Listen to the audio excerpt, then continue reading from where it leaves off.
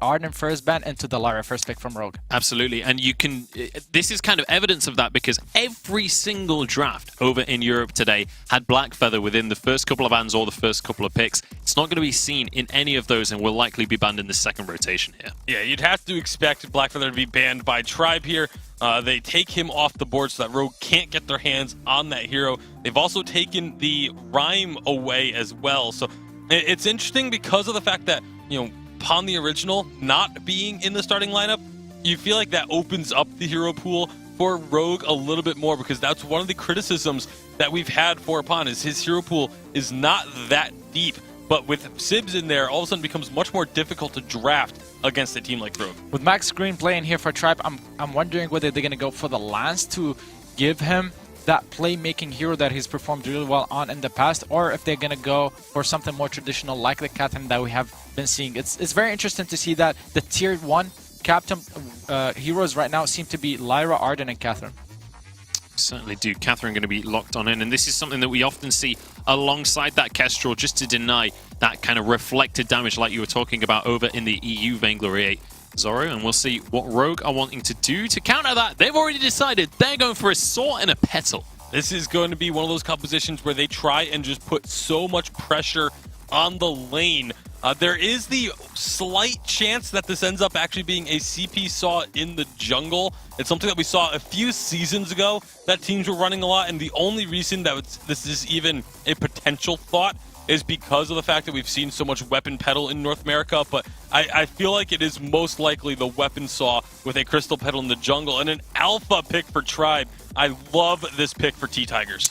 That's an alpha coming out, a CP alpha that's going to scale so well into the team fights, but you got to ask, how are they going to try to hold off the early game here versus Rogue? I mean, alpha coming up to the lane, using her prime directive to try and get onto the Saw could help them push away the pressure that's going to be coming from the season composition, but Saw is so strong, especially if Petal goes up.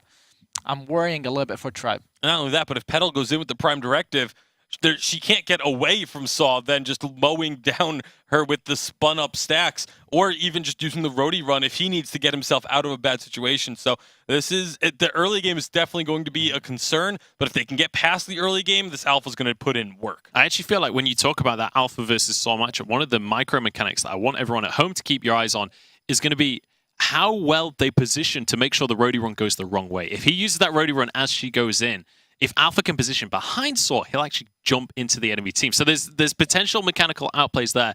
How are we feeling this early game is going to go very, very quickly? I mean, very quickly, probably Rogue going to try to put a lot of pressure, especially because of the ladder sustain. Okay, so it needs to be Rogue on the front foot. Let us know what you think at home. Hashtag Vainglory8. Let us know who you think the favorite is coming into this series. It's time to get on into this one, so it's time to pass it once again over to to Jaws and the Source.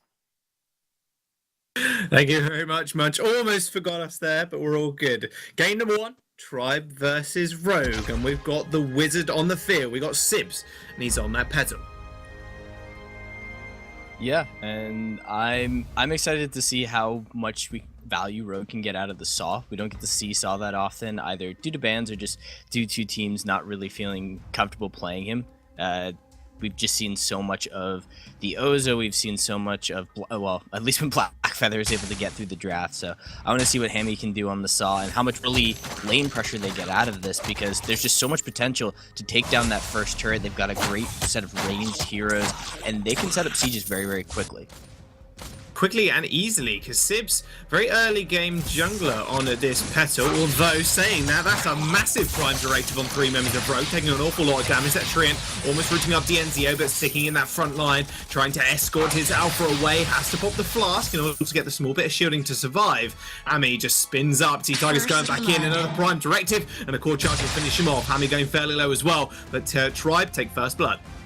Yeah, and that's a hell of a way to open things up. They are able to do so much damage so quickly, and I'm surprised that all of the members from the side of Rogue were so close together when T-Tiger's winning, because he got full value on all of his damage. Like the 2 in a row prime directives hit multiple people. Like, that's exactly not what you want to do, but they needed to group up in order to sit on that sigil, and T-Tiger said, yep, that's mine, thank you very much. Hammy at least is going to get a push on this turret. It's going to use that minion candy as well, just to make sure Dienzio is had a bit of a tougher time, although that sigil will heal Hammy up, and Dienzio taking most of his life bar away, in fact. Hammy using that ready run to get away for the time being. Dienzio going fairly low. He's going to be able to sustain underneath this turret, but he's going to have to be careful next time he comes up against a fully spun up Hammy.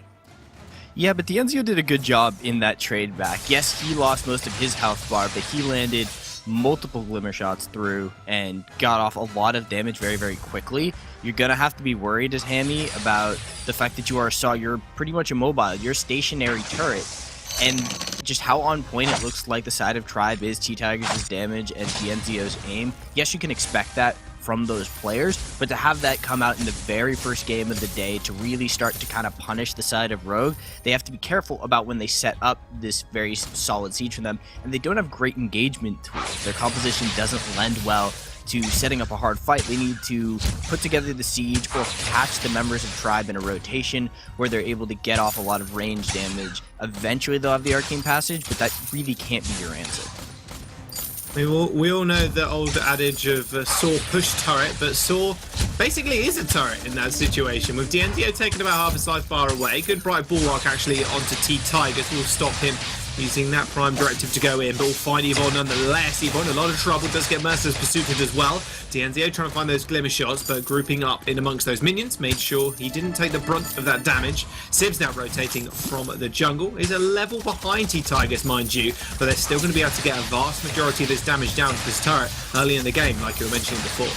Yeah, and Rogue basically set up what is essentially an artillery wall.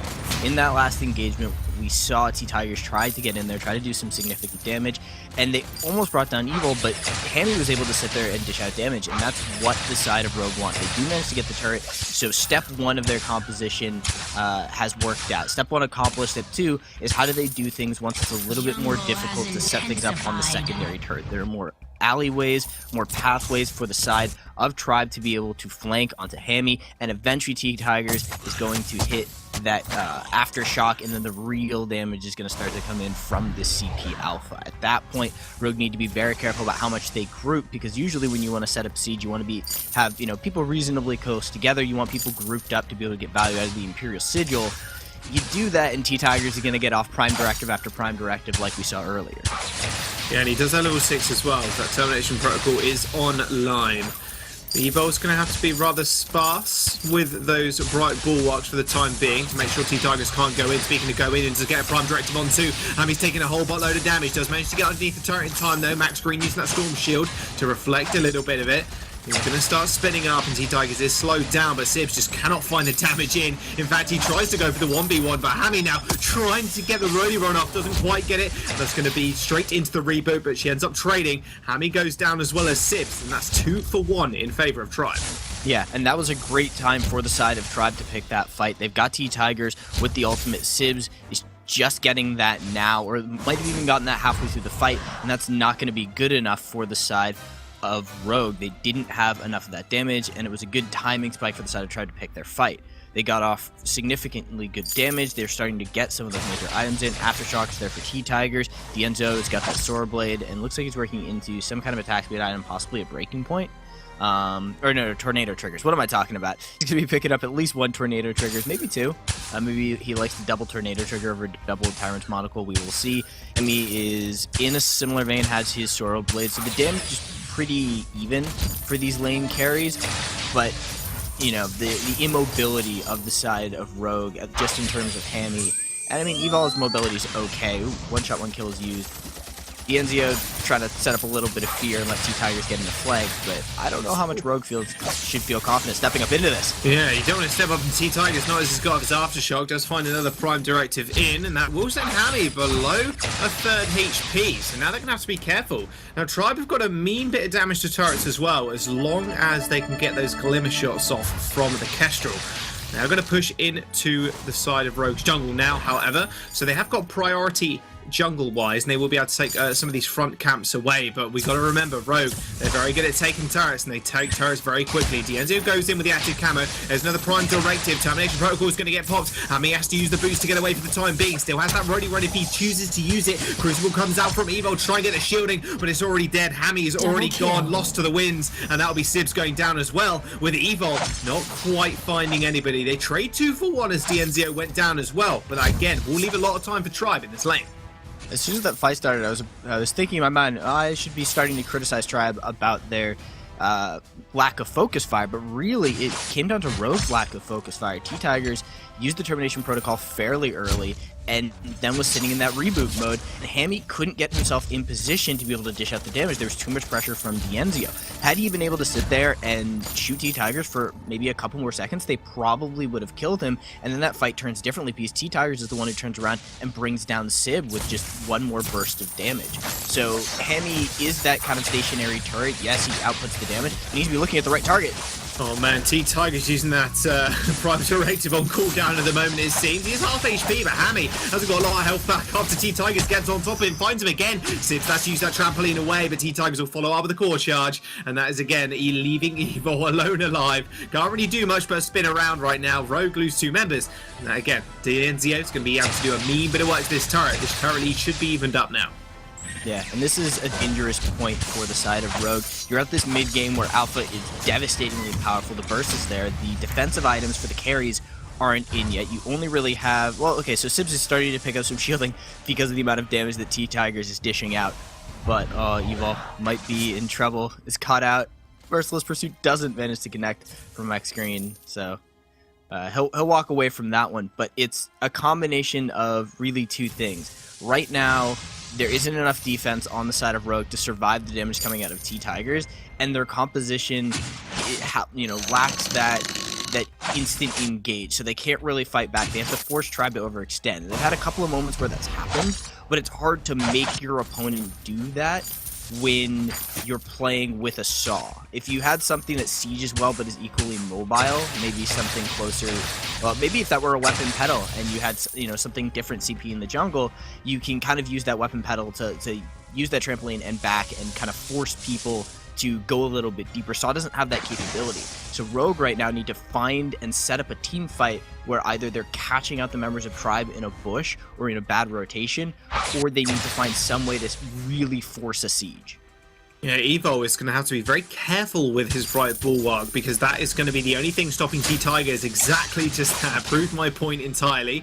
Hammy is going to use that Rody Run to start off the fight initially, but Dienzio is packing a mean punch. T-Tigers is going to go in as well with the Prime Directive. 1 shot, 1 kill comes out. This is going to hit Evo, so not too much damage done. And T-Tigers pops in the infinite reboot mode, but Dienzio wants revenge. Max Green tanking up that turret as well. Prime Directive over the wall doesn't quite connect from Evil, onto Evil rather. And now Dienzio and T-Tigers determined to just do a little bit more damage to those turrets. Dienzio actually going underneath the turret, in fact, is going to get slowed up by the spin-up, but it doesn't matter because T-Tigers finds a Prime Directive straight onto the core charger Hammy, leaving Evo wondering what happened to the rest of his team as Tribe take another turret. That was a great bit of aggro jungling from the side of Tribe, and also good pressure from Dienzio. Even though that wasn't a big, massive team fight in terms of like all the abilities landing at once, Dienzio put so much pressure onto Hammy that when the reboot came in for T-Tigers, the only one hitting him is Sibs. Sibs does not have the attack speed to, output enough damage to bring down T-Tigers. Yes, he has a Shattered Glass. He's got a little bit more crystal power. Is working towards that secondary item, probably a secondary Shattered Glass, but he didn't have any Munions because they'd all been cleared out. And he doesn't have the attack speed to just burst through what T-Tiger's health bar is. So Dienzio right now is putting so much pressure onto Evil and Hammy that it's just allowing T-Tigers to run free and be able to output significant damage and really just control the fights endlessly. And we're only 10 minutes into the game as well, and if you look at the comps, you'd say this is a bit of an odd situation that Hammy's in. Especially as they've got so much turret-taking potential and their ability to control the lane with the saw. This is not where they want to be right now. Tribe are taking a more of an aggressive stance. This alpha pick that is being cropping up a lot more in NA, both NA and EU in fact, is now really starting to punish these compositions where they need to protect this one main carry, and Slaw being the very slow, very immobile turret-like monster he is. Tigers has taken that under his wing and going, hey, okay, I'm just going to kill you over and over again. He's 7-1 with 2 damage items. Now starting to build a few more defensive tools as well. He's going to be almost unkillable in the next couple of minutes, in the next couple of fights. Well, it's a difficult situation for Rogue. Their composition, yes, takes that first turret, and they got that first turret. And, oh, engage from Evil. Passage Way comes in. That's a big active camo stone right on top of the NTO. They already annihilate the Saw, but they are able to trade it 1-for-1, with Sibs actually picking up a kill with the spontaneous combustion. Now, Evil is trading with Tigers, and Max Green is going to be there as well. And that's going to be the best they can hope for now. Okay, so a good counter back by Rogue to show some signs of life, but their composition still runs into an issue. Once you get past the first turret, it's difficult to set up safe sieges unless you can lay down a vision line. And Rogue was never given the opportunity to do that. Tigers was more than comfortable just continuing to endlessly engage. And Alpha, you know, she's been out of meta, and we've said that it's a difficult hero to play against. It's because the timings are so strange. In the early game, you don't want to take that level 2 team fight because she's probably going to be able to get off the reboot, and you've now spent all of your cooldowns, you spent all of this time and effort probably trading a bunch of health bar to bring down a character who's about to come back with another health bar. You know, it's a difficult time, so you don't want to fight her in the early game. Then once she kind of gets that first item online, gets that level 6 and she's in the jungle, she's going to have that before everybody else, and then again, it's a difficult time to be able to fight, and we saw Tribe abuse that timing spike and be able to find the optimal team fight before anybody on the side of Rogue had gotten those ultimates, those significant abilities that would allow them to at least combat back onto Tigers. You also have to think about the fact that you don't have the attack speed towards the early game to get through that health bar, and so you have to wait till those items come through. So, you know, those are kind of the issues you run into playing around the Alpha, and Tribe has done a great job of facilitating Tigers to get to those points in his damaging abilities before the side of Rogue is really set up and able to abuse them, despite Rogue getting the first turret. Well, not only have they can they not get any vision down, they cannot defend their crystal sentries, and they can't even hope to defend or even contest the gold mine either. 2 gold miners have now gone over to Tribe, both of them almost full as well, so a massive boon of gold for them. They're sitting about 9,000 gold in the lead right now, and we got to kind of sit here, Source, and go, okay, what are Rogue actually going to feasibly able to do now? Hammy's got double monocle and he's got that Sorrow Blade. He's dealing a whole load of damage, but the problem is, time and time again, Tigers is finding a way into the fight, and finding the way into the fight he just did. Rival walk into the passageway, but DNZO sets another perfect active camo stun up. Tigers goes into the infinite reboot, but no one can finish him off. Prime directive over the wall, finds Sibs, 1 shot, 1 kill, does not, but Tigers will be there to secure another kill for himself. And more kills for you, DNZO, unfortunately. Evo is going to use that still just to get the speed boost, but once again, everything falls apart around him, and he's left the only one alive. That play was a good look from Rogue to get into the middle of the team fight, get Hammy into a position where he could do damage. The problem was it wasn't on top of one target, which is what Hammy probably wanted. He wanted to get it on one target, already be spun up, and just instantly blink in there and get off maybe 3 or 4 crits and something dead. He got Tigers very low, but couldn't finish him. DMZO had managed to kite him out, so he was dishing out damage, and again, putting that significant pressure onto the Saw. And, you know, Tigers was putting pressure in the backline. Sibs got bursted to less than half health and had to instantly trampoline away, so there's no damage coming in there. There's also plenty of AoE to kill the Munions, and Sibs is low. That's a lot of damage. 1 shot, 1 kill will hit Evil. Sibs is going to have to escape rather quickly. Only a couple of bit of shielding, which he got, I think, around 5 to 6 minutes into the game. So he hasn't even upgraded that. He's actually prioritized more damage over the defensive items, which right now they do need damage to kill Tigers and DNZO. But like you said before, Optim Train theme to reboot, and it's very hard to do that. Another perfectly active camo trap set up by DNZO after that passageway. Sibs is sent very low. Max Green is going to pull those wall treads to send everybody flying. Hammy just trying to kite back, but he does take a prime directed to the face, and that be Tiger sticking to him like glue. He finds the kill in the end, and Sibs running away, but DNZO will find the last shot. And once more, that Kraken is now on the board. 15 minutes on the clock. Tribe might finally find the ace they were looking for. DNZO with the double, and now they're going to take the Kraken. Very clean play by Tribe to just constantly be able to kite out the members of Rogue. And Rogue are looking for fights, and you have to give them credit for that. They're not giving up, and they're not playing super passive and sort of letting Tribe run over them. The problem that they're running into, though, is that they're taking really obvious fights. Anytime you see the arcane patches come down, if you have any kind of great AoE or targetable stun, so instantly active camo from DNZO, he gets off the value stun. Like, you have to make those arcane passage combos, they have to come in from different angles. You need to be coming over a wall. You need to be coming from out of vision. If you make these plays in vision, yes, it's pretty much a 50-50 if you're going to land it. Things like a From Hell's Heart from very, very close. Things like a Gauntlet from in vision when you're fighting the enemy team in the lane. If you know that these combos are coming, it's much easier for teams like Tribe, who are very skilled and just haven't been able to crack that consistent level of beating the top teams repeatedly. They're going to see it coming, and they're going to be able to punish you for it. And that's what Tribe has pretty much done over and over. Rogue are putting up a good fight. It's just not enough. There's the passageway again. The blast terminal will rain through from Max Green, but look at Hammy already stunned up as soon as he entered the passageway. Fool me once, shame on me. Fool me twice, shame on you. I don't know how many other times you can go through that one source, because only the first two. Yeah, Evo's going to find himself in 1v1 versus Dienzio. Meanwhile, though, his base is just getting wrecked. That's going to be an ace for Tribe to finish off game number 1 as they take the advantage with Rogue going back to the drawing board. They got the wizard, but he can't quite find the answer in his crystal ball. Yeah, and in the middle of this game, we saw instant adaptability from the side of Tribe. You said fool me once, that's the time they got that kill on Dienzio when they managed to get that portal in, and it was a 1-for-1 trade. Every other time that Rogue attempted that play, Tribe was ready and waiting and instantly was able to punish Hammy anytime he came through the portal. Same with Sibs. It was a difficult time for Rogue. Maybe their next draft will give them a little bit more variability in how they can approach their fights. I mean, that exactly it. Maybe their draft just needs changing up, because they took the first turret, and that was the good start, but they just couldn't finish anything off from there. Hammy going 1-8. Bad news for him, but they can look forward to game number 2. But game number 1 needs to be broken down, and those guys over on the desk can do that a bit more.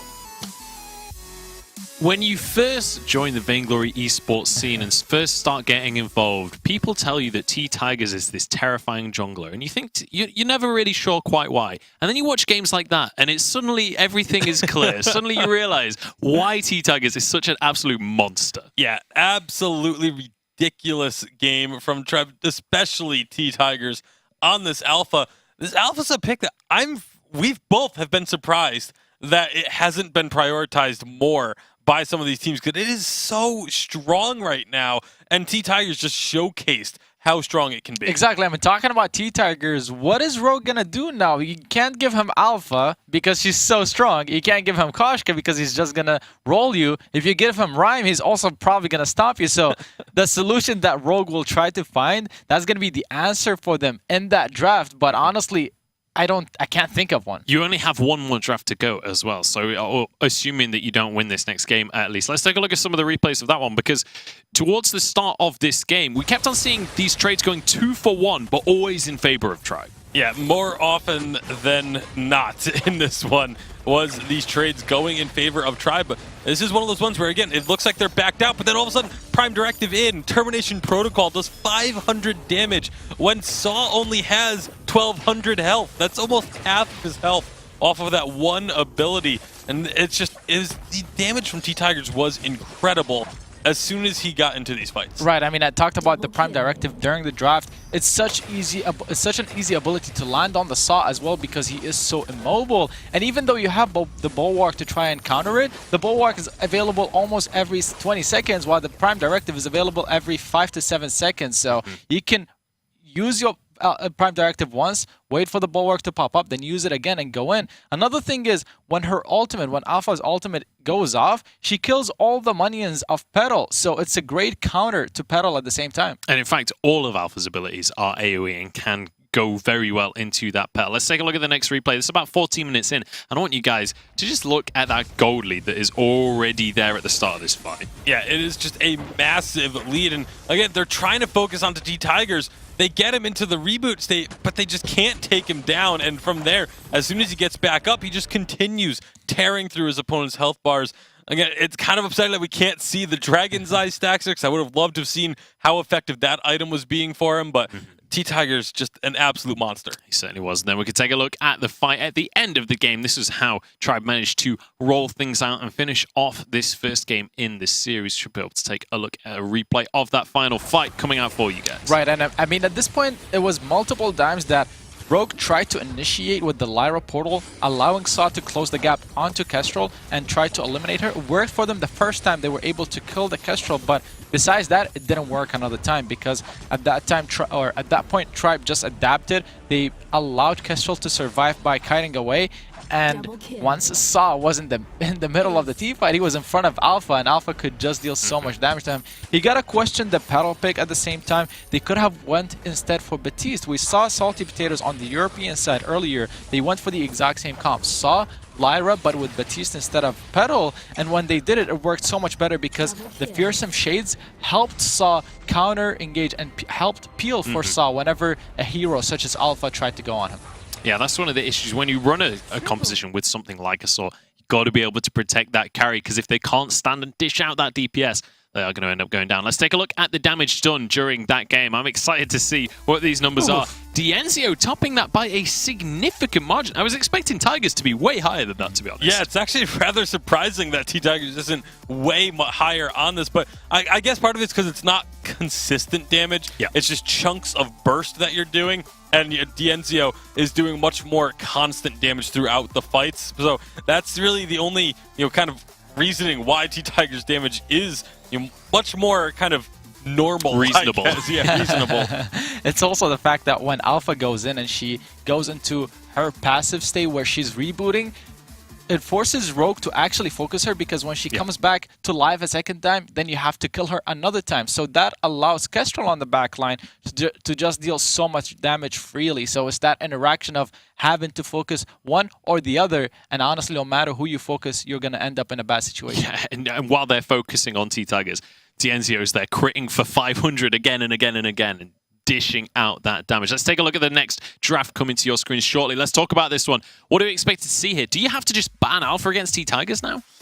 I don't know if you can. That's the thing, because if you ban Alpha right now as Rogue, you're leaving open the Black Feather. You're leaving open the Koshka. Like, there's so many picks that are still available, as Zora was saying, that it's one of those things that you can't really focus on. You just kind of have to hope that they don't first pick it, and then maybe ban it away in the second rotation. They are going to ban the Koshka, so more fearful of the Koshka than they are of a potential Black Feather or Alpha. Yeah, I mean, I wouldn't be surprised if Tribe do secure the Black Feather here. The thing to mention, though, is that Rogue can plan a draft where they give T-Tigers a specific hero that he can go for, like the Koshka or the Alpha, and then try to counter play it by picking something that does really well against it. Tribe does decide to go for Kestrel instead of Black Feather. And so with Black Feather open, it feels like it'd be a good pick for Rogue, but they're not going to take it. You have to assume that their Black Feather is going to get banned or picked in this next rotation, because if you give the Kestrel Black Feather over, you're not going to be in a very good spot. But now the Alpha is still available. The Tribe could get literally almost the exact same team composition that they just had if they don't take the Alpha away themselves on Rogue. I would have liked to see the Black Feather picked up by Rogue, just because Hammy plays it really well also, and we've seen it work versus Kestrel really well once he scales into the late game. This pick, though, is going to be important. If they do go for the Alpha, I want to see what T-Tigers is going to try to play against her. Maybe he goes for the Cruel that is still open, or something not traditional such as the Sky. The options are open for Tribe and Rogue at this point. Yeah, lots of different directions you can go with. I mean, both of the first two picks very flexible and just very strong in their respective roles. The Alpha is going to come on through here for Sibs. I think not only just picking that up for Sibs, also just making sure that T-Tigers doesn't have that in his own hands. Yeah, it makes a lot of sense to take that Alpha away. Again, it's a very, very strong pick in and of itself, so it's not like you're forced to take away a pocket pick for an opponent. This is just a pick that you can make work too.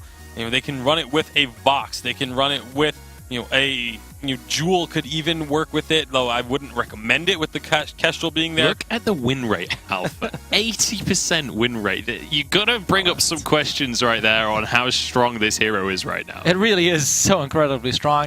Teams will slowly start to prioritize it more and more. It's pretty obvious at this point. Catherine is the pickup for Tribe. That's pretty normal. It's the only left first tier captain hero here after the Arden has been picked up and the Lyra banned away. Tribe have an option for the jungler, as we mentioned. Cruel could work against Alpha, but instead I would prefer to see something like Sky that could do so well, but at the same time, that would be risky because you're very squishy. I wouldn't mind seeing the Krull here because we saw in Europe how effective the Kestrel, Catherine, Krull combo can be, going for those bone saws that we saw so much out of G2. It worked wonders for them. I'd be really curious to see if it's something that Tribe would like to go for. It's not quite the, that aggressive in-your-face playmaker that we know T-Tigers for, that we know that T-Tigers loves to play, but it could be the right call for this situation, especially, again, because that Krull versus Alpha matchup, but he's going to go for the Reza. So it's still a playmaker, but now the window of opportunity in this early game is going to be there for Rogue. This is something that we saw T-Tigers playing last week to great effect as well. This is still something he's definitely comfortable on. Definitely something he can make an impact on that early game with. I'm curious to see that Reza versus Alpha matchup in the jungle, though.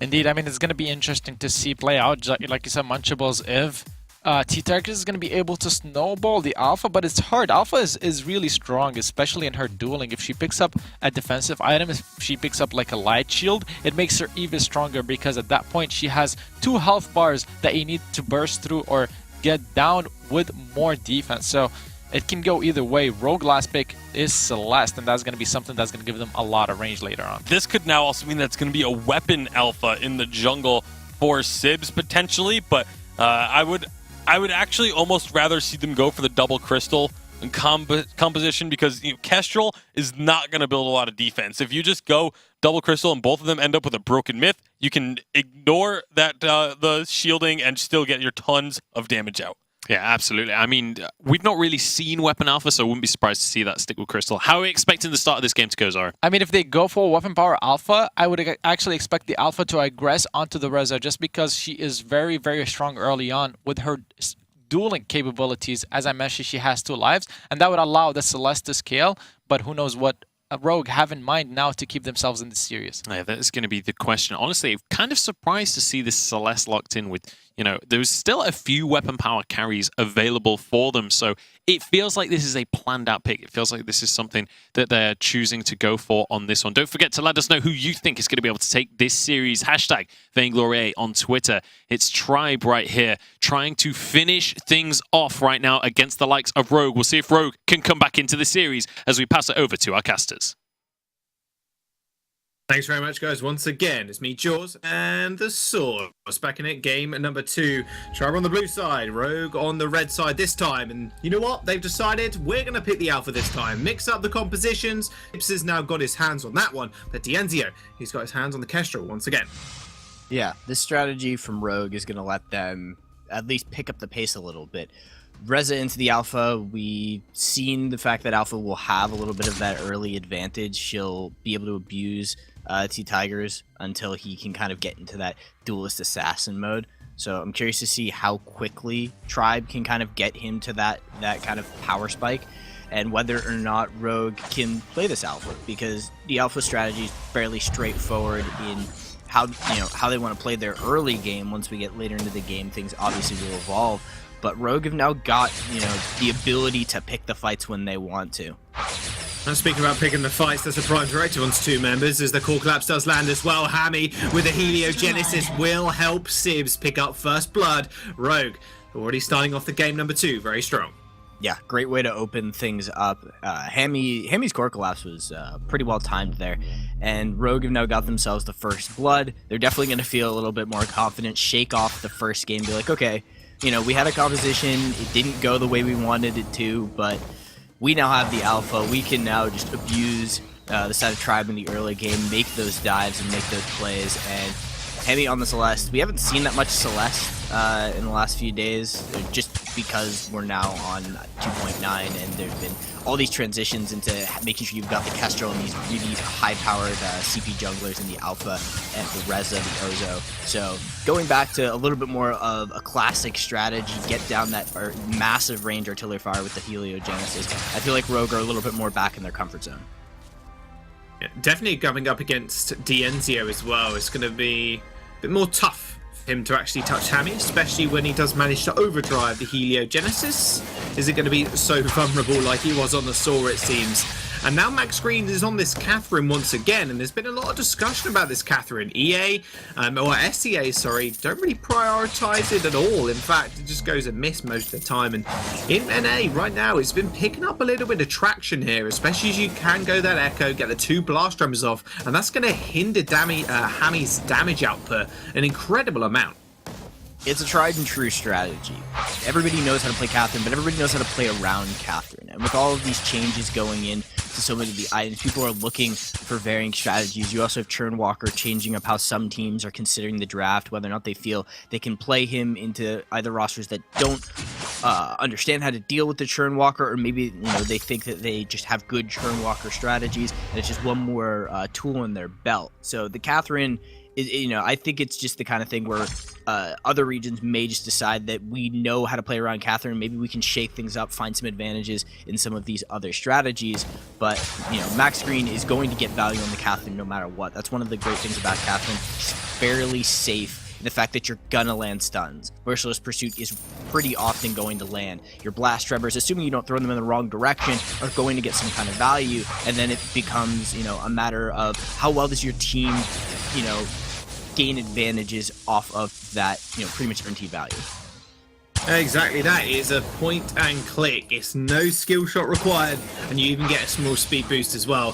He's taking a lot of damage, and Evo is going to be there to protect him with the Vanguard. Max Green refusing to leave them alone, it seems. Dienzio pushing up this lane. No minion candies from either of them thus far, so can't initially push them up extremely quickly. Anyway, Hammy has got the Eve of Harvest online just over Dienzio, so sustain will be in his arsenal for Dienzio. However, T-Tigers rotating towards the lane out does signal they just want to go for a back, or they want to go for a rotation down the jungle shot.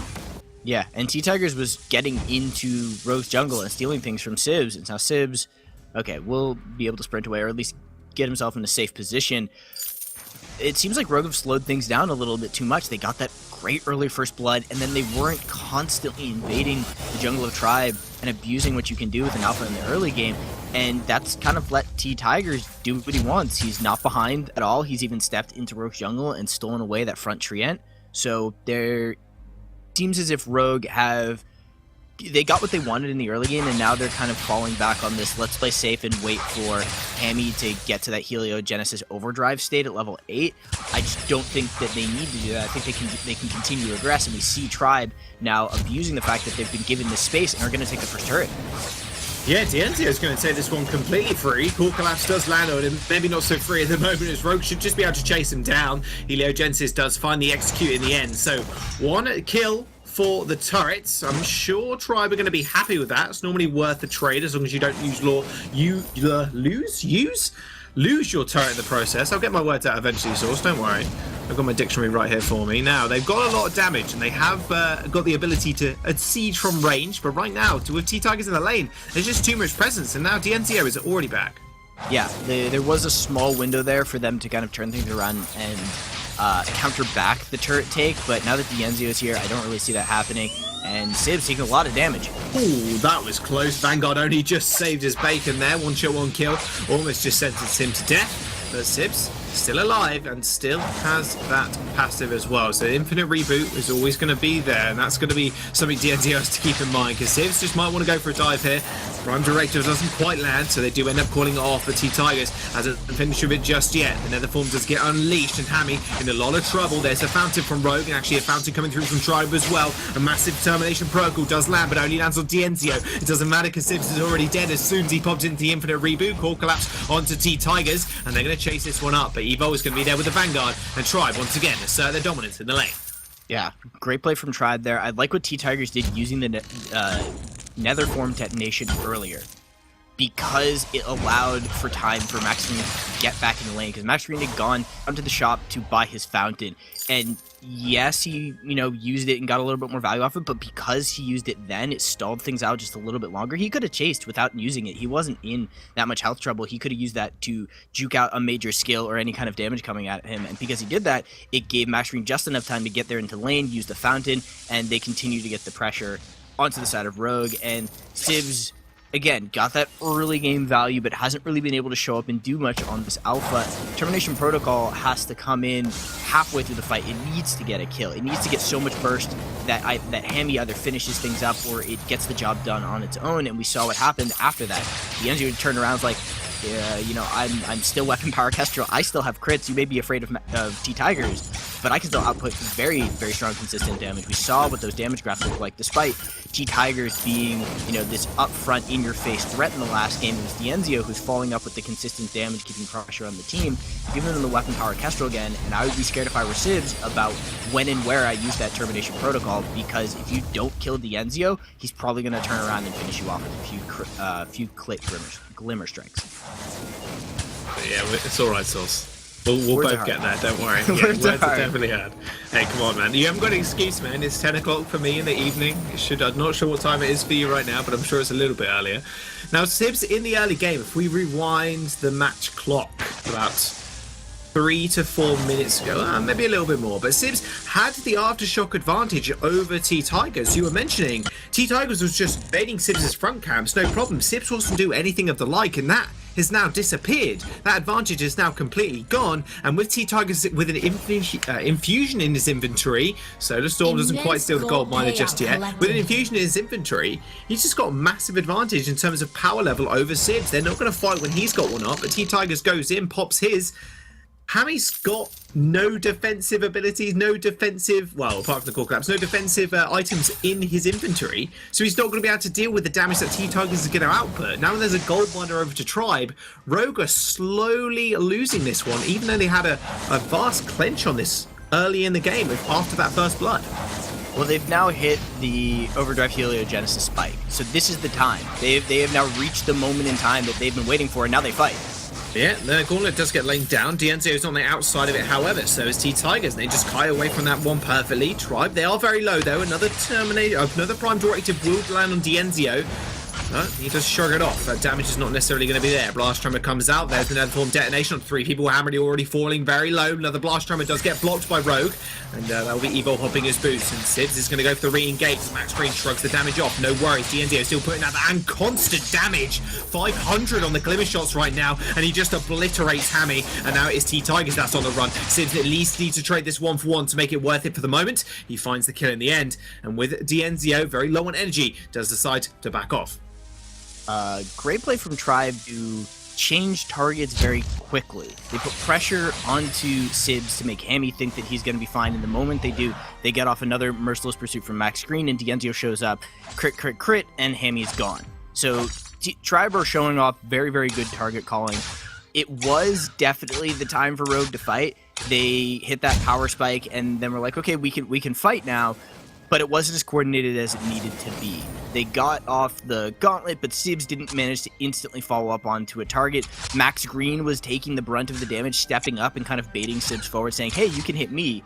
And Sibs was using the Prime Directive, was using the charge, and didn't manage to bring them down. And then the moment the teamfight starts, everybody forgets about Max Green on the side of Rogue. He was the low target. Maybe if they'd managed to finish him off, they don't manage to get off the additional stuns on the Hammy, and the fight starts to turn around. T-Tigers is also doing a very good job of, again, drawing pressure away from Enzio while still getting off reasonable damage. He's not going in for that Assassin Reza moment where he instantly bursts down a target and chases super, super deep.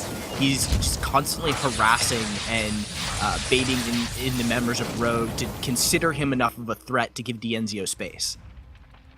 And now look what Sibs has built, Sauce. He's built a full metal jacket.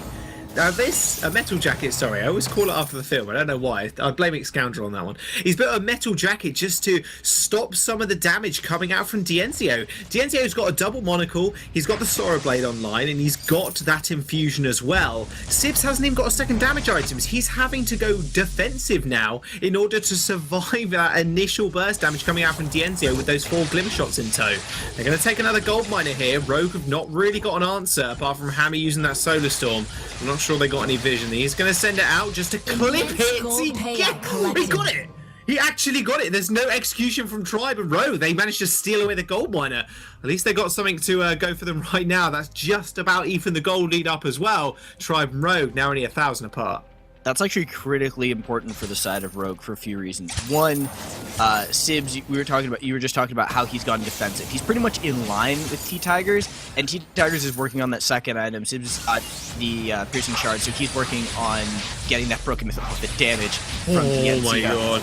That is scary. T-Tiger's looking like he wanted to go for some as well. The gauntlet does come out, but DNZO safe to the other side of it. T-Tiger's trying to defend him right now. Active camo does get popped, but Hammy is going to be able to take him out, but not before they take the turret. Blast Trumpet is going to start slowly Arden up for the time being, but T-Tiger's already ripping through Hammy, and Evil's very low as well. Had to use those boots to get away, and now Sibs trying to clean up the rest of this fight. T-Tigers finds the double. Max Green's got Mercy Pursuit up in a couple of seconds. Beautiful bodily block of the Prime Directive will make sure T-Tigers gets out alive for the time being. Although I say that, and no EU Treant roots up Sibs. He's safe for now. Uh-oh. I'm not sure Tribe are out of this one just yet. Okay, Sibs didn't decide to chase. So, that was an interesting team fight. DNZO focused down the turret. They decided that was going to be the priority. They realized that DNZO was pretty much dead, and they had to sacrifice him just to get the objective. Good for them. What was impressive was T-Tigers did the Assassin Reza thing, where he put significant pressure on the Hammy and pretty much soloed him while still under a lot of pressure, and they managed to walk away from that. So they kind of kite Sibs around a bit. Evil took a lot of additional damage as well. Hammy gets brought down. Hammy has now reached that insane amount of damage that you can get out of a fully stacked Dragon's Eye combo on the Celeste. So assuming that he is able to lay down those Heliogenesis, the damage will be there for the side of Rogue. They're not lacking in damage. What they're unable to do is catch T-Tigers before he kills Hammy, and in that fight, DNZ was basically a non-factor. So that was pretty much a 2v3 on the side of Tribe. That's how valuable T-Tigers is, his play has been within this composition and within the last few fights. So if I'm the side of Rogue, yes, you got to take out DNZO, but you just need to protect Hammy. If Hammy lasts for a long time in these fights and just has max stacks and is dishing out damage, I think they will be able to bring down Tribe. If at any moment they start to get put under pressure like Sibs is right now, they're not going to win the fights. And nice disengage from the gold miner to help secure it. Sibs is going extremely low. Popped into that passive. Blast Drum is going to get blocked for the time being. That's going to be a big call on to T-Tigers, but then form destination straight on top of T-Tigers as well. Or on top of Hammy even, but he just managed to take him out after the core collapse landed. Max Green now on the run. DNZO has got no front line left. Does manage to reflex block that initial damage coming out of Prime Directive. Pops into stealth as well. He might be safe for the moment, but Hammy is still marching down the lane. And Sibs, infinite chase, has got Evo to back him up. They managed to find 2 kills. They lose the gold miner, but the Kraken has only just awakened. That gauntlet was perfect, as well as the Crucible. So the Crucible blocks out the second blast tremor that came out from Max. Or no, it was only the first blast tremor. I thought there were 2 in there. So he blocks the first blast tremor. That allows Hammy to just continue to dish out damage. And then a perfectly placed gauntlet gives them enough space where DNZO is boxed out of the fight pretty far. Max Green is following up with T-Tiger so that they can try and bring down Hammy, and they get an additional core collapse. Everything goes in favor of Rogue in that fight, and they got the long extended fight that they were looking for.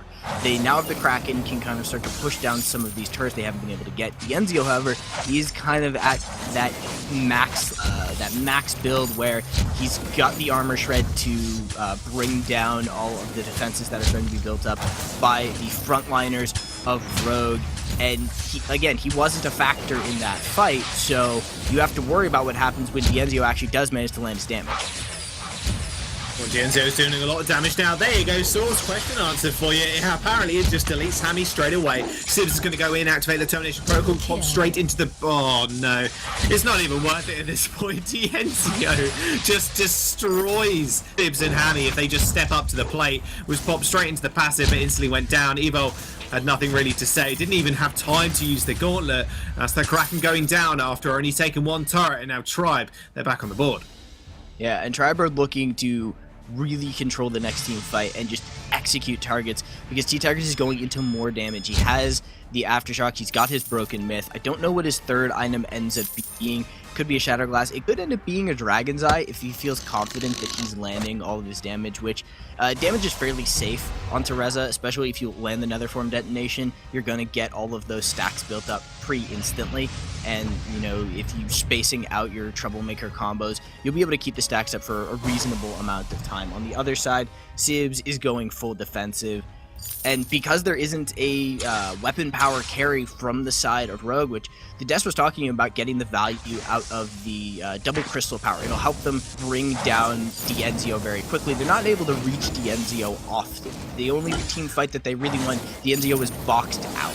And so without having a weapon power carry, T-Tigers feels comfortable, and he's like, I can just take more damage. Hammy taking a lot of damage right now, just get double stunned up. There's the Blast Drum as well, never form detonation, but the double gauntlet is going to separate them off, and now Hammy can just stack up that Dragon's Eye, does unleash the Solar Storm, but doesn't do a whole lot of damage just yet. Max Green now tanking turrets, it's going very low, does pop the Termination Protocol, is going to find the backline, but D'Enzio still left completely untouched as T-Tigers wrecks Rogue's backline. Hammy ends up falling, with Max Green almost falling down to the turret there, so now it's a 2v1 with Sibs and Evo at half HP. D'Enzio's going to focus the turret, they're going to open up the base, and now they can just race straight for those Vein Crystal turrets, although deciding against it. Talking about Hammy stacking the Dragon's Eye, T-Tigers landed Netherform detonation on 3 people, so instantly stacked Dragon's Eye and just unleashed massive amounts of damage. The side of Tribe have really reached a critical point in their end game where I don't think that they can really protect Hammy on the side of Rogue. I don't know how they keep him alive other than a perfect set of double gauntlets, and now D'Enzio is taking the Crystal Sentry on his own, sidesteps out the attempt from Sibs to re-engage onto him, and it is going to be a Dragon's Eye from T-Tigers. So he didn't have it in that last fight, but if he gets off the same kind of play, he's going to do massive damage. D'Enzio's full build as well now. Has got tier 3 boots, he's got the Bone Saw, a couple of monocles and a Sorrow Blade, so he is ready to rock and roll. Not like he wasn't before, mind you. Now Rogue, they are just posturing rather aggressively around this Kraken, looking to maybe catch Tribe out, but Tribe are looking to do just that as well. D'Enzio's already found himself a Sibs, but Sibs needs to be able to protect his backline. Blast Drummer comes out, he's going to get blocked, and now Rogue, they are on the run. They have that Gauntlet, but no Echo to use with it, so they're going to have to use it sparingly. Evo goes in, Core Collapse onto 2 members. There's the Gauntlet. Solar Storm comes out and just rips through Max Green as well. A double kill for Hammy, and now there's only D'Enzio on the table, and Hammy manages to pick him off as well. That's going to be an ace for Rogue, and they're not even going to bother with the Kraken. I just think they're going to go straight towards the base and try to end. Tribe overcommit for the first time in this game. They walk right into Hammy's damage. He's finally able to get the value and stack up that Dragon's Eye and just be a Celeste that we know he can play. It's been a while since we've seen Celeste getting all of this insane value. You know, the new items have changed up what her build looks like. We've seen multiple variations, but Rogue are going to close out this game, and now T-Tigers has to think about how he's going to re-engage fights, because there just isn't a way for them to do enough damage to save themselves in this game, and that was pretty much off of his overcommitment in that last fight. There you go, the crystal is shattered, and now Rogue come back with a very, very close game in game number 2. They are one apiece thus far. That Alpha really seemed to work out for both these teams. We'll see how well it is prioritized in game number 2. Yeah, Alpha priority pick for sure.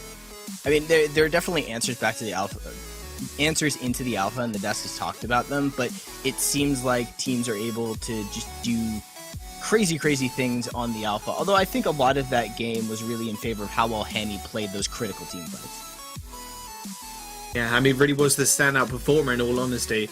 He did a fantastic job. 4, 4, and 5 may not look it, but he was pumping out a whole lot of damage. Right, those guys on the desk have got a whole lot of knowledge as well, and they're going to break down that game a little bit more. Thank you very much, guys. What a game coming out in the end there. Rogue managing to swing things back. It felt like just 3 minutes ago that Tribe had that game in the bag, and then a beautiful team fight to round things out for Rogue. They managed to take it. Alpha feels pretty strong right now. Alpha is a little bit good. That's pretty much the summary of this series thus far. I mean, you have to figure at some point these teams are going to start having to ban this. But then you're going to have Rhyme and Blackfeather open. Like, it's going to be absolutely chaos once these teams start to realize that there's more than just 3 or 4 huge priority picks. Right, I mean, when we saw the double CP also come up from Rogue with the Celeste and the Alpha, I was worried for the Alpha because she generally builds a Dragon's Eye second and then doesn't have enough gold to build her third offensive item, which would be the Broken Myth, to help her pierce through the shield that usually stacks against the double CP. But Hammy or Sibs did go for the Broken Myth second, and that's why his damage continued to be relevant even later on against the shield. Yeah, absolutely. They managed to get through those health bars and managed to win out that final fight. Let's take a look at some of the replays from that game. This first one just beyond 12 minutes in. Yeah, and this was, again, the game was very back and forth.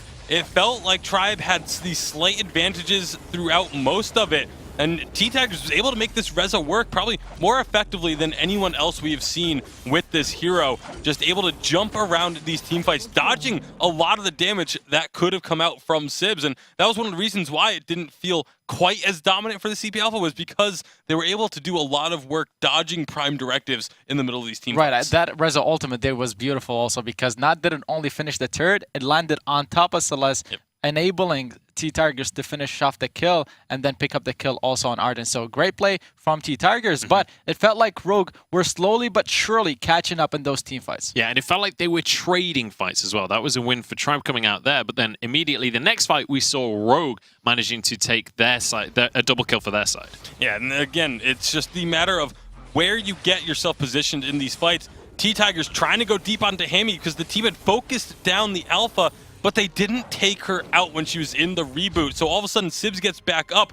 Hammy has stacked this Dragon's Eye on the backlines, and once they kill T-Tigers, who tried to make that dive without securing the kill onto Sibs, Sibs gets backed up and is able to jump right back to the defense of his laner. Yeah, and then 2 minutes later, things swing back the other way. It was seesawing back and forth. And this teamfight was a little bit of a mistake from Hammy, getting out of position, being a little bit too far forward, allowing Max Green to get on top of him with a merciless pursuit, locking him down. That Max Green echoed and stunned him a second time, and he was locked down for the entirety of that team fight, allowing Kestrel to take him down. He also didn't have a reflex, so Hammy getting out of position, not having a reflex, was a huge downfall for Rogue. And that's one of the things when you're playing something like a Celeste without any mobility. The second you do get caught out, you don't have a way out of that situation. Now, let's take a look at the fateful team fight that won the game for Rogue here. And again, you look at this fight around the Kraken, they're kiting so well, keeping Hammy safe. Sibs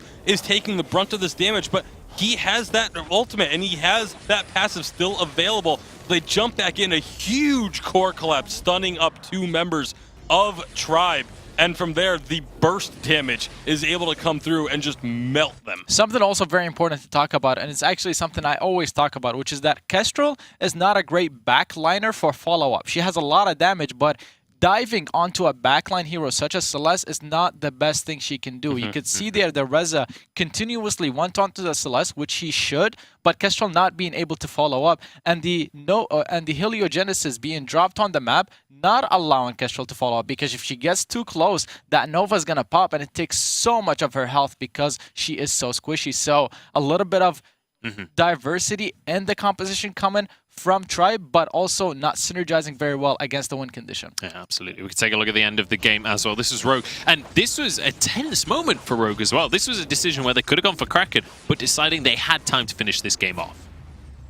Indeed, I mean, they had more. I was talking about this because it was very interesting. It was a very it's not a clear call to make, but Rogue were very decisive with it. They committed to it. They had enough time as long as they managed to split these 2 turrets. That's something that you don't see from every team. And if you're at home playing ranked and you get in the same situation, make sure you split the damage between these last 2 turrets, because if you take one down, you give the cooldown on the respawn timers of your opponent, and perhaps you're not able to finish the game. But that's not what Rogue did. Rogue split the target focus, took down the 2 turrets at the same time to be able to finish the game. And also just being so decisive to make that call as a team and recognize that it was going to be close, but it's better to have all 3 members committed to the call than it would be to have one person being like, I don't know if we can do it. I'm going to go start up Kraken while you guys get as much as you can. That would have lost them the game if they had tried to do that. Absolutely. You've got to commit as a team to those kind of calls. Let's take a look at the damage done during that second game of this series. Dienzio topping that table, still on the Kestrel. Tigers ahead of Sibs as well. In fact, all 3 members of Tribe managing to top the damage charts, but this game isn't a game of team deathmatch. You can see the damage dealt there by Kestrel or by DNZ on this Kestrel, but that damage was mostly dealt on the Arden and onto the Alpha. The Alpha, having a second life, has more health that you can deal more damage to her, but at the end, it doesn't end up being as impactful because that damage is not being applied onto the Celeste. It also goes to show that when you win the fights also plays a large factor into this, because again, we felt like it was going to be Tribe's game, but one really well-timed team fight and Rogue are able to just end the game off of that. So it's so many things go on in a game. It's not just about being able to deal the most damage or get the most kills. And especially when you got a hyper carry like Celeste that can just melt through those turrets later on in the game. Now, let's take a look at this next draft as we're going to continue our semi-final here. It's Rogue against Tribe. Now, Rogue going back onto the A side for this draft. Kestrel, the first man. Rhyme going to follow that one, and Arden will be the first pick. Unfortunately for them, it's going to be harder to try and counter T-Targa's top heroes on A side. Like we saw on B side last game, they were able to take away the Rhyme, take away the Koshka, and take away the Alpha between their bans and picks. This time is going to be harder on A side. It certainly will be difficult. I'm curious to see where we see Alpha during this draft as well. It's been such a power pick in this series, and Tribe now deciding where they want to go. If they could pick something like a Lyra, play it safe, go with another captain here, because they still have the next pick as well. Yeah, and Blackfeather is still open, though, too. They could opt to try and take that for themselves. It's a lot of different paths that they can go for. I feel like maybe it will be the Lyra, but no, they decide they do want the Blackfeather, so I don't anticipate them getting the Lyra back onto their side when it comes time to pick, unless they leave the Alpha open and Rogue is really worried about that pick, then perhaps Rogue does ban it away. But Tribe taking the Saw off the board is definitely an interesting ban, but it is one that obviously we know that Rogue are more than happy to play. And maybe Tribe feeling like if they don't have that backline that they can try and poke and do a lot of damage with, then they aren't comfortable going into a Saw. I really like the Blackfeather pick here for Tribe, just because it's one of the strongest hero laners right now in the game, or lane heroes in the game right now, and it works really well for DNZO since it allows them to dive in with T-Tigers if they go for a similar composition as last game in terms of the strategy. And with the Alpha coming up, that's definitely going to be the strategy for them. It's going to be all about initiating and forcing team fights and finishing those team fights. This is a scary amount of dive coming out from Tribe. You do not want to pick a squishy backliner right here for Rogue. Or maybe they do. Maybe they believe that they can take this one on. I'm curious to see what Rogue will actually pick up to go into a team that wants to brawl as heavily as Tribe do. I feel like you need to get something else that can brawl right there with them. You know, things like maybe a Rona could be an option, because if you try and pick a squishy backline, if you try and pick even something like a Celeste, they're able to dive onto you so hard that you're not going to be able to have that kiting option. They have multiple gap closers on both of these heroes. They have the slow coming out from Blackfeather. They have the dive through from both Blackfeather and Alpha. So the Rona coming through, I think, is a very smart pick, because you need to be able to match them with an all-in, especially if you can get an all-in composition that doesn't need to scale during the fight. Obviously, the Rona would like to, but she doesn't necessarily need to, whereas the Blackfeather and Alpha need to scale up their damage a little bit. I will disagree with you there. The obvious way, or the obvious choice for Rogue, was to go for a brawling composition as well with the Rona and Cruel, but in my opinion, Tribe already has the best brawling heroes in the game right now in 2.9 with the Blackfeather and the Alpha. In my opinion, it would have worked better for them had they gone for something like a Vox and a Sky to counter the composition coming up from Tribe by kiting and staying away instead. I don't think that they would have been able to kite it, though, because again, even if you use your dash as a Vox, there's still gap closers available for the side of Tribe. So I do definitely think that this is their best option. I do agree that I think Tribe has the better brawling composition, but I think the only way you can even try and match it is with brawling of your own. All right, so brawlers across the board here. How is this one going to be playing out? Obviously, no Rhyme in the jungle here. Who's going to be the ones being aggressive to start this game? I mean, the aggression probably going to come out from the side of Rogue just because they have the Cruel. They're going to try to shut down the Alpha early on because the dueling does go in the side of or in the favor of Cruel. But as the game goes on, Lance will come into effect very heavily in team fights. This is one of those games that could be decided within the first 5 minutes because both teams are going to try and be very aggressive, and whoever loses out that early game is just going to be in such a huge hole that they may not be able to come back. All right, this could be a messy way to end our semi-final right now. It's one apiece between these two teams. Hashtag Vainglory8. Let us know who you think will take this one. It's time to head into game number 3 and find out who will be moving on into our finals. Thank you very much, guys. Once again, game number 3. You aren't half wrong, Munch. Actually, not wrong whatsoever. Rogue versus Tribe. We'll see who wants to go towards the finals because it's one apiece source right now. One apiece. And I got to say, Tribe composition looks extremely scary. If they lock someone down, they're going to get instantly deleted. This is going to be a bloody game.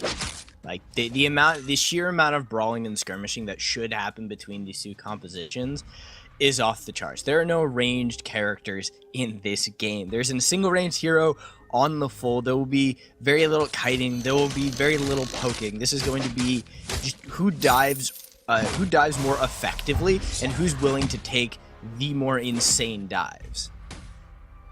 You could say there's going to be a lot of red mist. Going to be a lot of protocols being terminated, just like T-Tigers is going to jump onto Sibs right now. He's going to get a Vanguard though for a small shield. Hammy trying to get out of the fight, use the interplay to get a bit of distance. The NDO go really low on the Black Feather, has to pop the flask for the moment just to keep alive, but does manage to find the execute onto Hammy. Try find first blood, but they're not done just yet. Evo is only level 1, remember, he's trying to get the Vanguard over the wall, but T-Tigers is going to follow him, and Tribe, they're just going to chase him down. I think he's given up hope right now. There's the Githian wall from Max Green, and Tribe find 2 on the board already. So as I was watching this draft, just following along, I'm like, okay, they gave them Black Feather. If they don't ban Alpha, I feel like Tribe is going to take Alpha, and it just allows them to pick whatever fight they want. You're worried about that early game value out of the Alpha. The NZO is now on Black Feather. We're just starting to see that Black Feather is the most dangerous carry. It's incredibly versatile. You can flex it in and out of the lane. It can go weapon power. It can go CP, and assuming that D'Enzio goes into a poison shiv, Hammy's gonna run into a lot of trouble. I'd like them using this minion candy in the lane, put up as much pressure as they can, give Sibs as much time to farm, and maybe they actually get that first turret value, because we saw that Rogue can definitely pressure up in the lanes.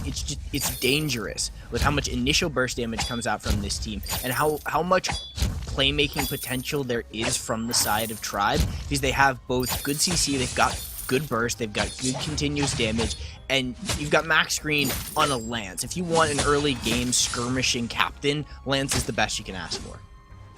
Especially when Max Green is using it as well. It's pretty scary. Max Green, a hell of a captain player. When you give him something with such playmaking potential, you best believe he's going to be landing Impale after Impale and Githian Wall after Githian Wall. D'Enzio going fairly aggressive on Hammy. Has got the level disadvantage, and our mortal wound is ticking, so he can't really get too much sustain from his Book of Eulogies. The flare will come out to make sure Max Green is still in the brush. And now Sibs coming up against T-Tigers. Let's quickly discuss this matchup as well. Now T-Tigers once again on this alpha pick, and Sibs kind of refusing to let him farm, or at least trying to disrupt his farming path a little bit. Max Green in a little bit of trouble. A smite after the Impale was already used, and Max Green just died inside the scenery.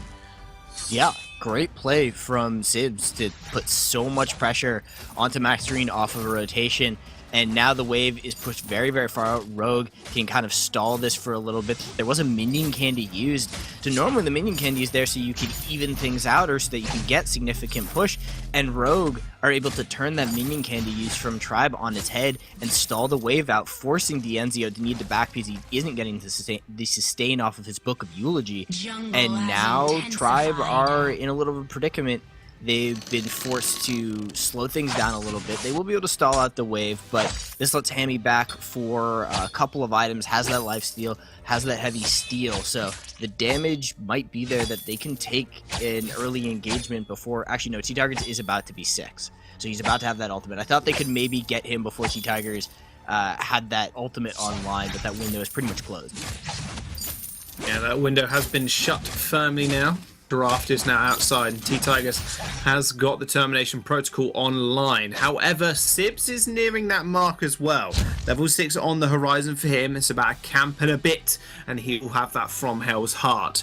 Now, do they do what a lot of crawls do? Just sit in the mustache brooks, look for pick-offs on one target? Because, like we mentioned before, this game is going to be it's going to be an incredible bloodbath, because everybody is going to have to be in near melee range to actually go for an engagement. Speaking of an engagement, DNZO does get jumped on in a 2v3, does have to pop the flask. The smite's going to come out as well. Max Green's there. Githian Wall does land. Hammy close to the turret, takes one impale as well. Evo going fairly low, has to back off and hang on a second, because Sibs isn't quite done just yet. A fountain does come out to keep him alive, and a Vanguard as well is going to be there, but DNZO just tearing through him. Can he finally get the execute? He can. T-Tigers is going to finally secure that hill into the fray from Hammy to get out of the fray, and Evo is going to get jumped on for the double kill. T-Tigers with 3 on the board. So I was going to say it's a dangerous prospect for the side of Rogue, because T-Tigers has already got the Aftershock. That one item in the hands of an alpha gives them so much damage. We saw how hard T-Tigers was bursting people throughout that fight. You combine that with just amazing Githian walls coming out from Max Green, and the side of Tribe are able to win that fight, get 2 kills, get the tower, and now they're going to be able to put more pressure into the jungle. First turret is down, they've opened up the map, everything is going in favor of the side of Tribe, and now, you know, it's going to get dangerous as more powerful items come in for those carries. We see that DNZO has gone with the Serpent's Mask, so he won't have the Mortal Wound. They do need to be careful about how they engage on the Hammy. Hammy has that naturally built-in Mortal Wound, and now the side of Tribe doesn't really have the ability to itemize into that effectively. Maybe DNZO goes for it, but it's highly unlikely. So they're really looking for the burst value. They're looking to get DNZO a little bit further into his build, get him that breaking point, and have those stacks build up. Means Hammy is not their target. They're likely going to be trying to kill Sibs as fast as possible, or maybe they feel they can burst Hammy with T-Tigers. I think it depends on which target we see them go for, will kind of tell us how they're looking to take these fights. Maybe that's one interaction that we're overlooking completely then, because DNZO, if he gets into a long exchange with Rogue, that healing is going to get cut down, which means a Hammy is going to be sitting there just sustaining for days with his own Serpent's Mask and being able to just cut up DNZO. T-Tigers in a little brawl, in a little 1v1 with Sibs. A bit annoying that Max Green was going to be interrupting that one. Prime directive over the wall to Hammy. So it's funny to see a 1v1, but anyhow, it's a team game after all. Of course, no matter what your solo queue teammates tell you.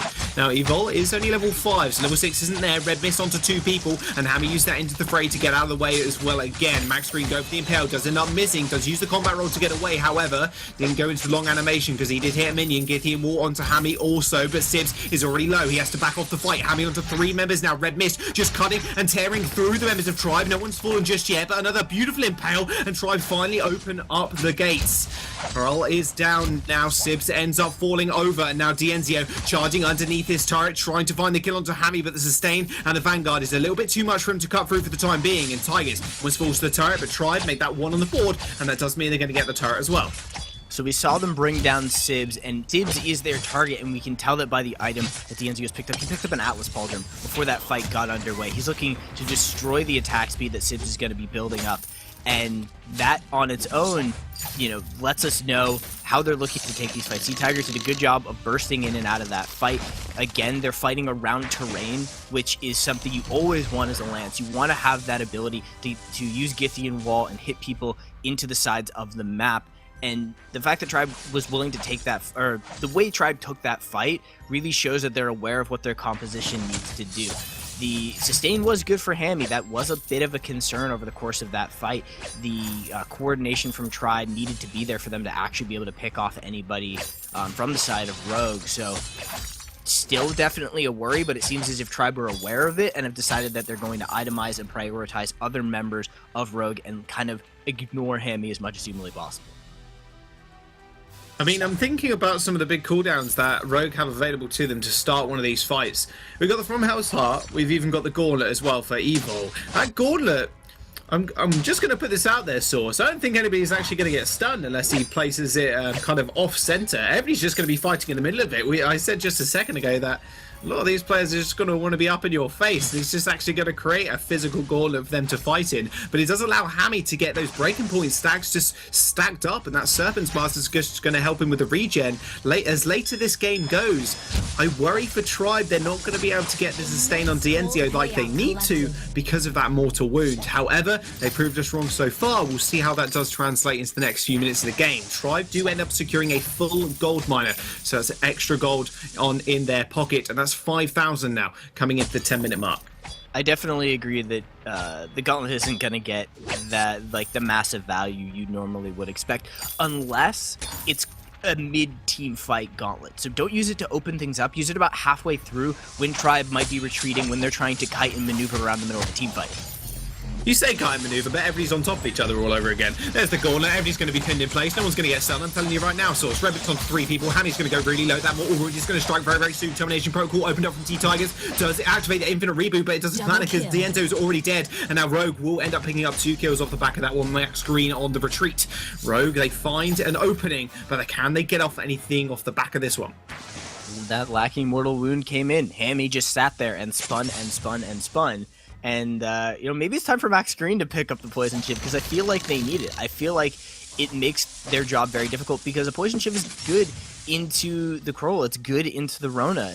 They can shut down Sib sustain, they can shut down Hammy sustain, but they didn't decide they were going to itemize for it, and now it might be a little bit of fear for the side of Tribe, and they need to rethink how they're willing to take their team fights. Maybe they need to start looking for individual pickoffs. Maybe they want to start, trying to maneuver things around, looking for better positions in the macro game. Maybe they start making quick jungle plays into the enemy jungle, take out that Crystal Sentry, remove that defensive point, and kind of start playing in the jungle instead of up in the lane where you're pretty much taking straight up team fights. The lane is massive. It is the biggest space, width for width on the map. And when you take fights there really is very little that, is going to interrupt those team fights. Take things into the jungle, maybe try to slow things down a bit, get Dienzio a little deeper into his build, possibly finish off another damaging item, because he's really only got 2 items. He's itemized some defenses, he's picked up that armor because it is a double weapon power composition for Rogue, and now they're taking another team fight in the middle, and the spin is on. Yeah, the spin is burning up. There's a big old Beyblade circle right up in here. If you do remember that from the 90s, if you didn't, you should probably look it up. It's a pretty interesting TV show. Dienzio does manage to kill Kroll already. Sibs is going to fall. Now Evo using the boost to get out of there, and now Hammy's all alone. That long extended team fight they were looking for doesn't quite turn about, and that'll be Dienzio with the double kill. Tribe are now going to open the base.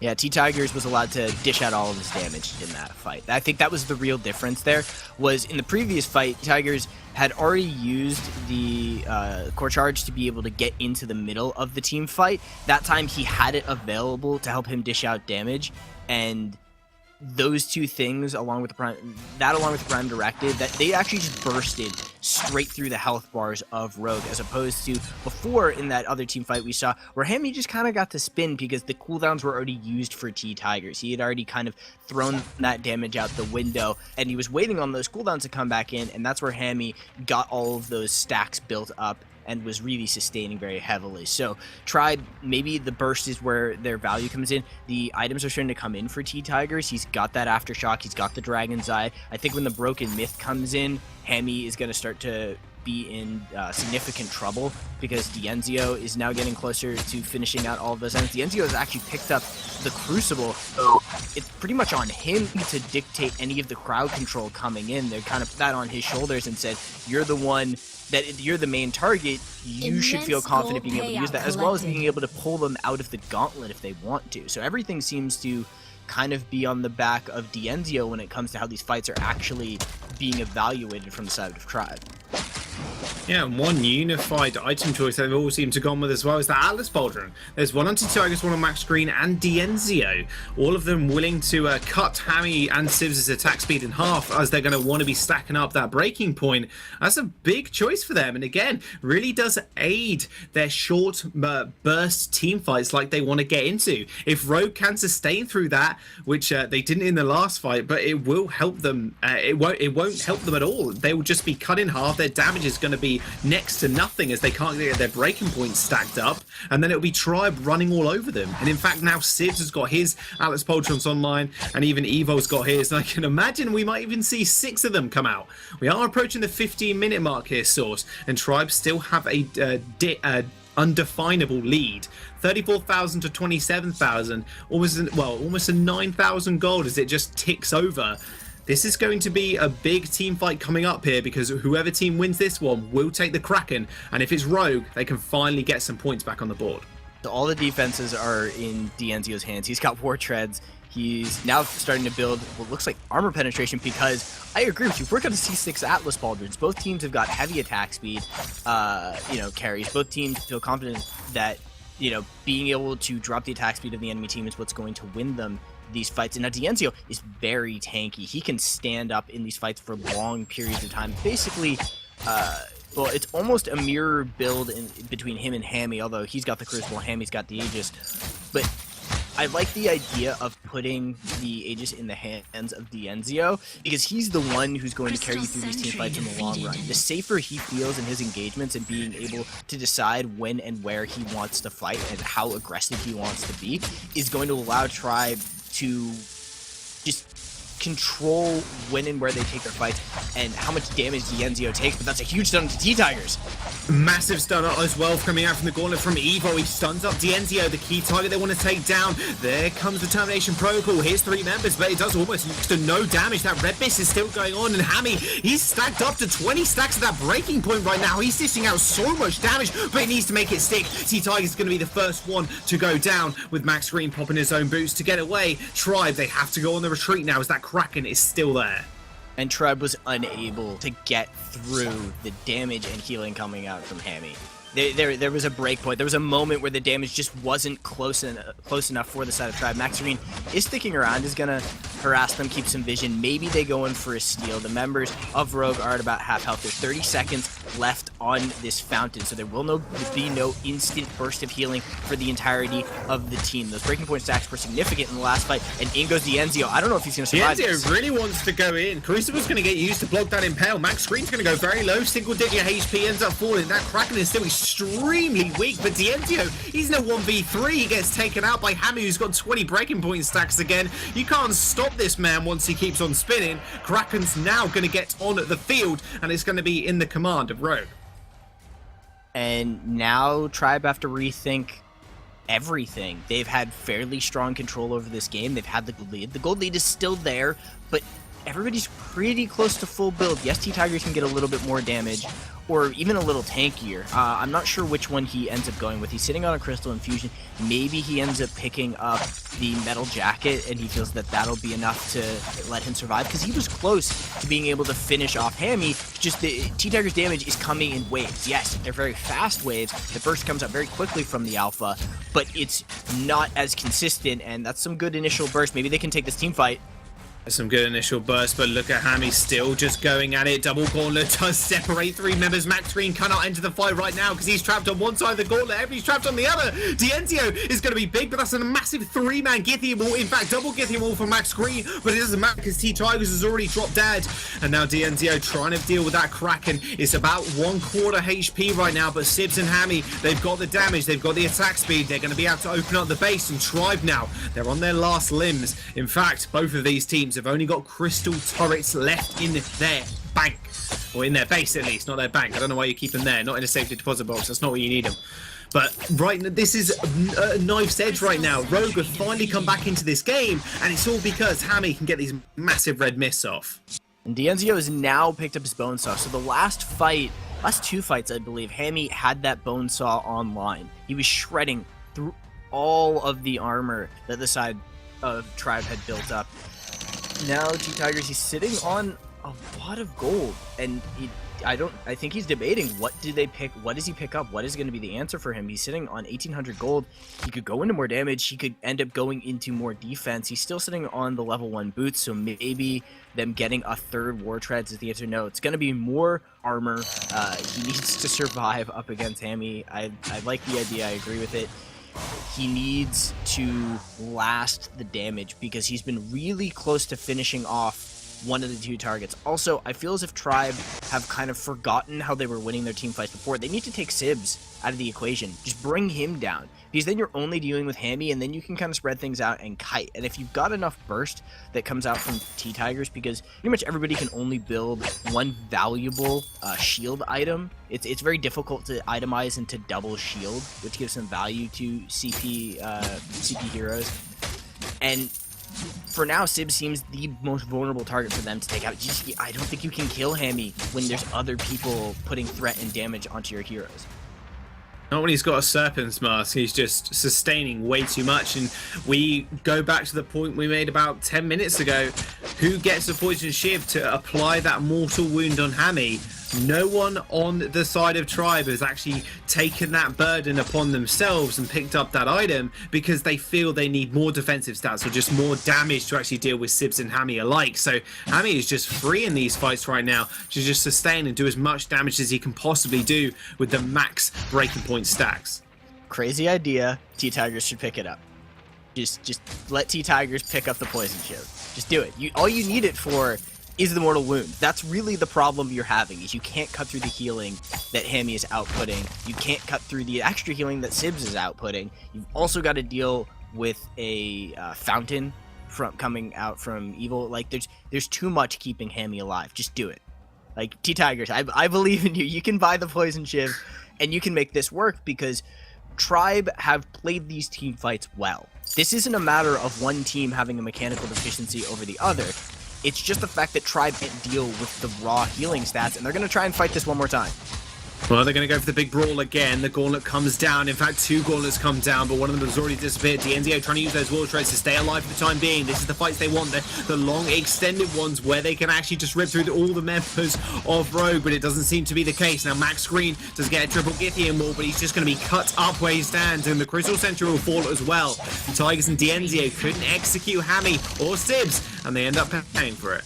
Yeah, the damage is too much for Rogue, for the side of Tribe. Rogue outputs too much damage for DNZO to actually build up stacks. And before that Crystal Sentry went down, before they managed to kill Max Green, you could have taken a look at the stacks from both of these weapon power camps. Hammy, 20, DNZO, 0.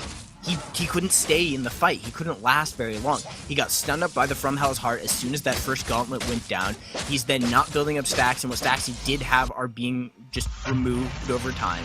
And there isn't an answer back because that initial skill landed. DNZO was still sitting on his gauntlet, so he did manage to get the gauntlet off. They're playing in such close quarters that you can't really see the From Hell's Heart fire out, and so DNZO needs to either preemptively he predict it, or he has to be far enough away that he can see that skill. And we know at this point that Sibs is going to hold it up until the right moment in the middle of the team fight.